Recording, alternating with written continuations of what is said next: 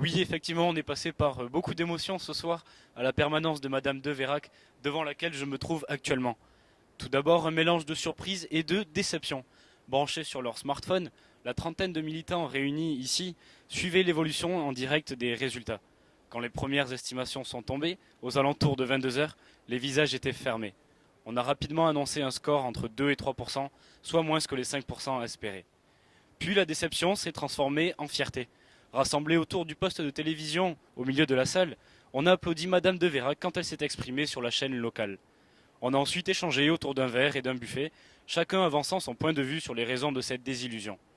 Quand Madame de Vérac est enfin arrivée à la permanence vers minuit, très émue, elle a tenu tout d'abord à saluer les membres de sa liste. Nous avons mené une belle campagne et je suis fier de vous tous, a-t-elle déclaré.